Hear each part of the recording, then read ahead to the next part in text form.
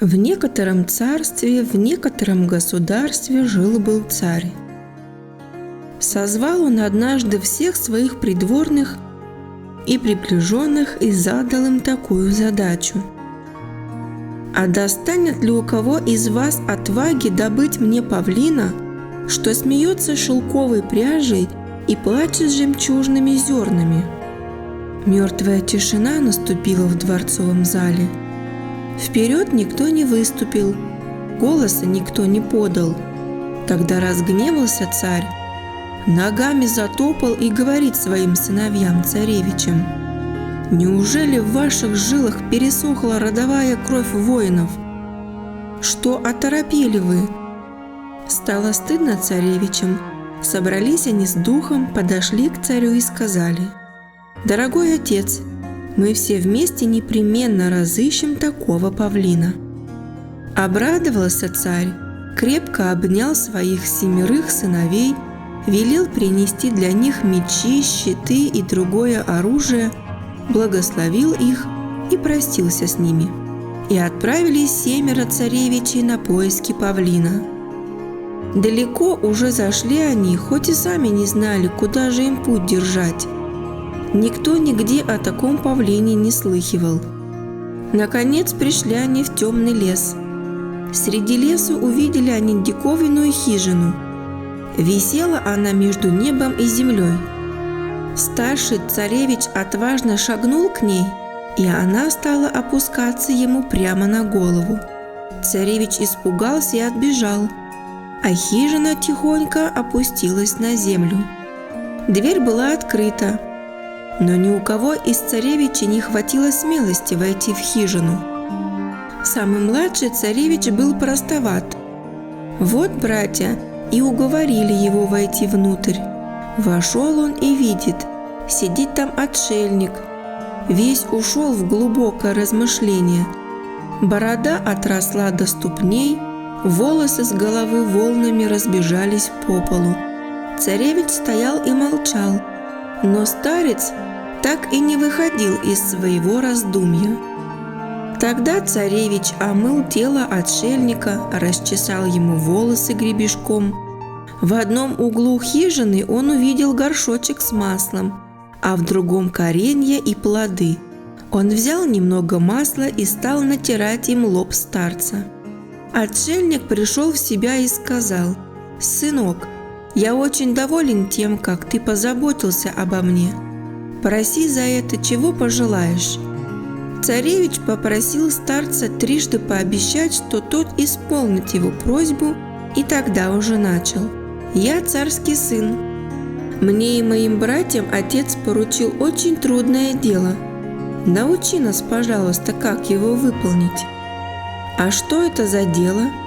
«Почтеннейший, отец велел нам раздобыть павлина, что смеется шелковой пряжей, а плачет жемчужными зернами».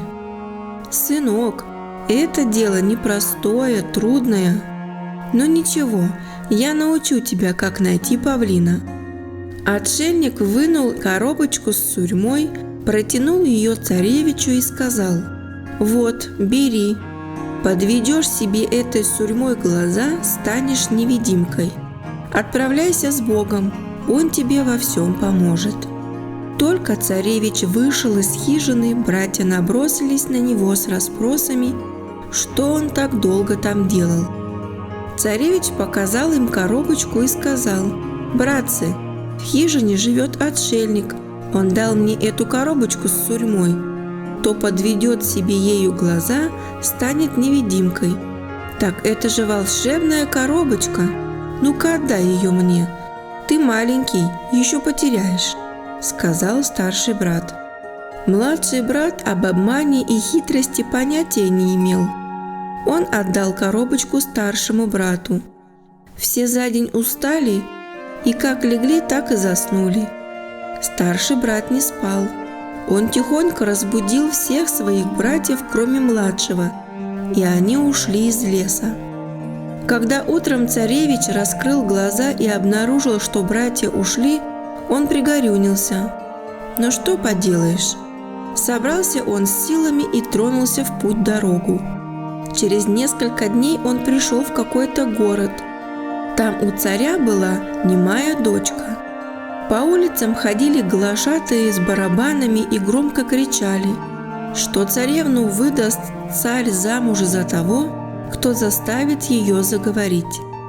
А того, кто попытается и не сумеет, посадит в тюрьму. Услышал царевич глашатаев и подумал, ни в коем деле спешить не следует. Вот и решил он и остановиться на постоялом дворе.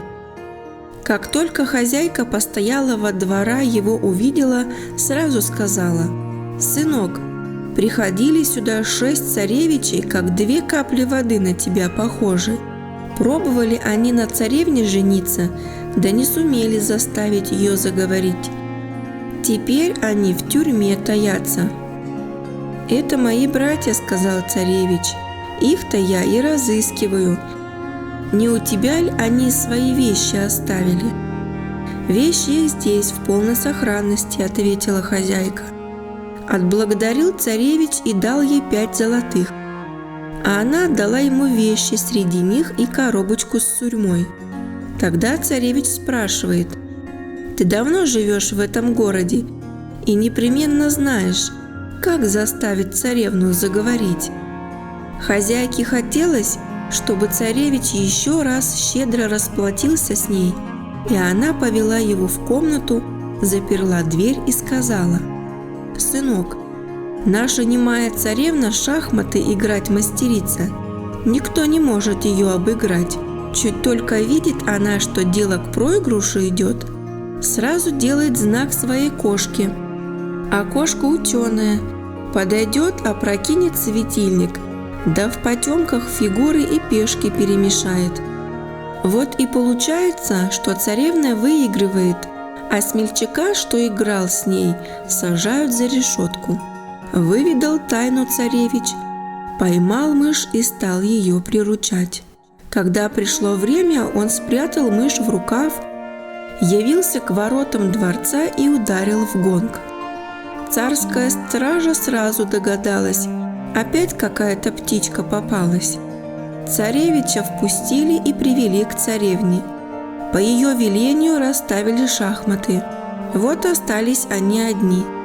Царевич играл так умело, что царевна даже растерялась. Видно, проигрывает она. Тут она сделала знак своей кошке. Кошка погасила светильник и уже подбиралась к шахматным фигурам. Но царевич выпустил свою мышь.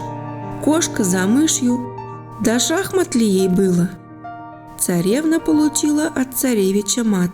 «Как это так?» – в гневе спросила она. Царевич даже подпрыгнул от радости. «Бейте в литавры!» – закричал он. Немая царевна заговорила. На весь город загремели литавры. Город узнал, что царевна заговорила. Стар и мал хвалил и прославлял царевича. Вскоре их обручили, и тогда царевна сказала: «Теперь я никогда не разлучусь с тобой». «Я тебя непременно заберу с собой», – сказал царевич, – «но не сегодня. Сперва немедля освободи из тюрьмы моих братьев». По велению царицы 6 братьев выпустили на волю. Позавидовали они счастью младшего брата. «Братец, – говорят они ему, – нечего нам проводить здесь время в удовольствиях, надо скорее идти за павлином». И все вместе пошли они из того города. Шли и забрели в дремучий лес. Они почти умирали от жажды. Вдруг видят колодец. Младший брат стал доставать воду. Только нагнулся над краем колодца. Братья набросились на него, отрубили руки и столкнули вниз, а сами ушли. В колодце воды было мало, и царевич не утонул. Той порой мимо проходили купцы. Заслышал царевич шаги и стал громко петь. Купцы смотрят кругом, но нигде никого нет. Один купец заглянул в колодец и отшатнулся. «Братцы!» – закричал он. «Да там злой дух!» Когда другой купец заглянул вниз, царевич сказал: Чего вы пугаетесь понапрасну? Никакой это не злой дух, не привидение. Я человек, как и вы». Он показал им свои обрубленные руки и сказал: «Руки мне отрубили мои братья. Сами видите, от меня вам никакого вреда не будет». Стало купцам жалко царевича, и они вытащили его из колодца. Царевич начал пасти их волов и жил без забот. Время шло своим чередом, наступили холода. На корм скоту купцы запасли большую кучу соломы. Бедный царевич на ночь зарывался в нее, и спать ему было тепло. Раз среди ночи ему послышалось какое-то пение. Он открыл глаза, смотрит, под соломой яма, и ступеньки под землю ведут. Проворно подвел он себе глаза сурьмой из коробочки, спустился вниз и видит большую площадку для танцев. Метельщики подметают ее, водоносы водой поливают. На помосте посредине площадки золотой трон, весь в драгоценных камнях. Кругом разосланы бархатные ковры, от редкостных духов кружится голова. На троне во всем своем великолепии восседал Индра, а перед ним танцевали и пели апсары. Сидя тихонько в уголку, царевич любовался этим зрелищем. Вдруг ему пришло в голову стереть сурьму и посмотреть, что будет, когда заметят его присутствие. Только он стер сурьму, Индра поднялся с трона и закричал в гневе: «Ты кто такой? Разве не знаешь, что людям не дозволено являться туда, где собираются боги?» «Знаю, великий Индра», – смиренно отвечал царевич, – «все я знаю. Ты любишь музыку. Здесь у тебя самая лучшая музыка и самые лучшие танцы. Но без барабана это словно еда без соли». Индре пришлись по душе слова царевича, и он спросил: «А сможешь ты нам сюда привести хорошего барабанщика?» «Откуда я его приведу?» – сказал царевич. «Были бы у меня руки, я бы сам послужил тебе». Обрадовался Индра и приказал младшим богам приладить царевичу руки. В мгновение ока у царевича появились обе руки. А что потом было? Царевич так хорошо отбивал такт на барабане, что все ахали от удивления. Кончились танцы и музыка, и царевич уже собрался уходить, да Индра остановил его и сказал: «Ты куда? Сперва верни руки». Вернул царевич руки и ушел. С тех пор он стал что ни ночь ходить в собрание богов и играть на барабане. Индра был им очень доволен. Однажды царевич попросил его: «Владыка, мне трудно без рук. Ночь-то проходит в танцах и музыке, а каково днем? Даже на пропитание себе заработать я не могу. Смилуйся, оставь мне эти руки». В ту ночь Индра не отобрал у царевича его рук, а на другой день царевич покинул то место. Шел и пришел в какой-то город. Взглянул на крышу дворца и видит, сидит на ней царская дочь и причесывается. Заметила она царевича, оба приглянулись друг к другу. Услышал от людей царевич, что тот, кто на этой царевне не женится, умирает в первую ночь. Решил он все же жениться на ней и послал весть о том во дворец. Позвала к себе царевна царевича и говорит: «Я не прочь пойти за тебя, только знай, всякий, кто на мне женится, до утра дожить не может. Приходили сюда 6 царевичей, таких же, как ты, и все погибли один за другим. Я сама страдаю, да сделать ничего не могу. Ради жизни своей откажись от женитьбы на мне». Не послушался царевич, и свадьбу отпраздновали. Ночью царевна крепко заснула, а царевич не спал. Подвел он себе глаза сурьмой и стал дожидаться беды. В полночь видит, у царевны изо рта выползает и извивается черная змейка. И ползет она, так уж было у нее заведено, прямо к царевичу на постель. Да тот настороже был, выхватил меч и разрубил ее на 3 части. Куски подобрал и бросил в угол. Потом улегся и крепко заснул. На рассвете проснулась царевна. Она царевича взглянуть боится. Тяжко увидеть мертвого мужа. А как услышала, что он похрапывает, подскочила и радостно воскликнула: «Да он спит!» и прижалась к царевичу. Царевич открыл глаза и говорит: «Царица, мне сегодня приснился радостный сон». Царевна и думать не могла, какую она в себе носила беду. Говорит царевичу: «Сегодня у меня так легко на душе. Скажи мне по правде, каким чудом ты сохранил себе жизнь и спас меня от позора?» Царевич показал ей куски змеи в углу и обо всем рассказал. Несказанно обрадовалась царевна, что избавилась от такого страшного зла.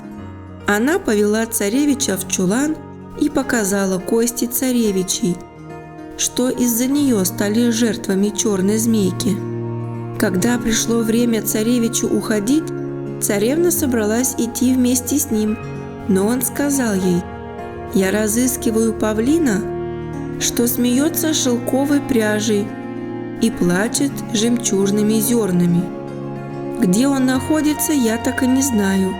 Зачем тебе блуждать со мной? Оставайся пока дома. Выполню я свою задачу, сразу же вернусь». Недалеко отсюда святой отшельник совершает подвиги покаяния. Он-то и знает, где волшебный павлин. Он непременно тебе поможет. Только все говорят, что угодить ему трудно, сказала царевна. Пообещал царевич скоро вернуться и отправился в путь-дорогу. Вскоре он увидел святого отшельника. Тот неподвижно сидел, погруженный в глубокое размышление. Он весь зарос грязью, по телу муравьи ползают. Вот и стал царевич с того дня заботиться об отшельнике. В неустанном служении ему провел он 6 месяцев. Однажды видит царевич, святой открыл глаза. Он очень обрадовался и упал к его ногам. «Сынок, — говорит святой, — забота о ближнем никогда не проходит без пользы. Я доволен тобой. Я знаю, ты ищешь павлина. Он живет в столице злых духов. Кто туда отправится, назад живым не вернется. Но я научу, как тебе быть. Вот тебе клубок. Брось его перед собой, и он тебя без помех и препятствий доведет до столицы злых духов. А у царя во дворце живет царевна.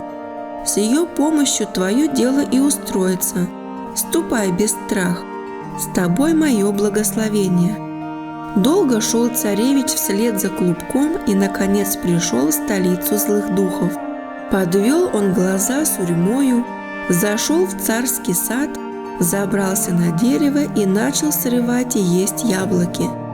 В том саду была беседка, а в ней на роскошном ложе лежала царевна. «Красавица, я пришел тебя освободить», — сказал царевич громким голосом. Царевна удивилась, посмотрела по сторонам, никого не видать. Испугалась она и спрашивает: «Откуда быть человечьему голосу в городе, где людей не бывает?» Царевич живо стер сурьму и подошел к царевне. Царевна с первого взгляда полюбила царевича, да тут же вспомнила про царя злых духов. Говорит она ему: «Зачем ты пришел сюда? Сейчас же немедля уходи. Вот-вот придет царь, он тебя не пощадит. Молю тебя, беги отсюда». Царевич подвел глаза сурьмой и снова стал невидимкой. Тут вскоре явился царь злых духов.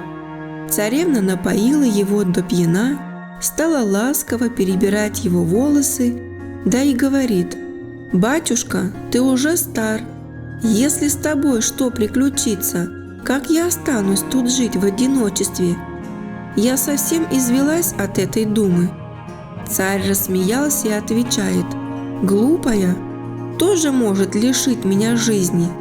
Я тебе вот что скажу, а ты послушай как следует. На фонтане в саду за дворцом сидит белый павлин. Знаешь ли ты, какой это павлин? Он смеется шелковой пряжей, а плачет жемчужными зернами. Если снять его с места, увидишь трубу. В той трубе сидит лягушка. Вот в этой самой лягушке и заключена моя смерть. Скажи теперь сама, не напрасны ли твои тревоги? Никому не найти этой лягушки, никому не лишить меня жизни». За разговорами царь злых духов уснул. На другой день на рассвете он отправился на поиски добычи. Так царевич невидимкой подслушал все, о чем говорил царь злых духов с царевной. Только он ушел, царевич пробрался в задний сад. Сначала он приласкал белого павлина, потом снял его с места. Под ним и вправду была труба. Из нее сразу же выпрыгнула лягушка, и тотчас поднялась страшная буря. Прямо на царевича, задыхаясь, снесся царь злых духов. Увидел его царевич и оторвал у лягушки ногу. Захромал царь, а все бежит, чтобы схватить царевича. Оторвал царевич вторую ногу лягушки. Так царевич и ползком к нему подбирается. Царевич немедля свернул лягушке шею. Тут царь захрипел, растянулся на земле и дух испустил. Царевич обрадовался, забрал павлина и пришел с ним к царевне. «Теперь заставь его смеяться и плакать», — сказал он. «Братец павлин, а царь духов-то умер», — сказала царевна. Павлин засмеялся, и сразу перед ним оказалась целая куча шелковой пряжи. Потом царевна сказала: «Братец павлин, я покидаю тебя, ухожу вместе с царевичем». Павлин заплакал, и вместо слез из глаз у него посыпались жемчужные зерна. Радости царевича не было предела. Забрал он царевну и павлина и отправился в свое царство. Дорогой царевна говорит ему: «Знай, жемчуг этот непростой, если насыпать его на кости покойника, тот оживет». Теперь царевич увидел, что он может сделать все, что не задумает. А сейчас он о том только и думал, как бы поскорее добраться до царевны, в чьем чреве пряталась черная змейка, и вернуть братьев к жизни. Он не шел, а прямо летел, и вскоре оказался на месте. Вошел он в чулан и высыпал жемчуг на кости. Поднялись царевичи целыми и невредимыми. Забрал царевич и эту царевну, и братьев. Шли они, шли, и пришли в царство немой царевны. Немая царевна велела своим мастерам изготовить ковер-самолет. Всех усадил царевич на ковер-самолет, а сам сесть не успел. Братья опять его обманули и улетели без него. Прилетели домой и сказали отцу, что это они добыли павлина. Обе царевны очень тосковали в разлуке с младшим царевичем. Видит царь, что павлин не смеется и не плачет, и сильно разгневался. Заподозрил он, что сыновья его обманули, и приказал посадить всех их на кол. К казни было уже все готово, как из дальних странствий явился младший царевич. Увидел его павлин и радостно засмеялся. И сразу вокруг выросла такая куча шелковой пряжи, что не поднять. А разгневанный царь разошелся и велит страже: «И младшего тоже сажайте на кол». Услышал павлин царский приказ, расплакался, и дождем полились жемчужные зерна. Тут царевич увидел, что павлин-то тот самый, какой ему надобен был, и обрадовался. Да только он так и не знал, кто же добыл павлина. казнь он отменил и позвал к себе всех царевичей. Они рассказали всю правду и просили прощения. Только царь их не простил. Все свое царство он отдал младшему сыну, а старших выслал прочь из страны. А младший царевич стал жить-поживать в счастье и радости со своими царицами. Аудиорассказы от Идемы Элай.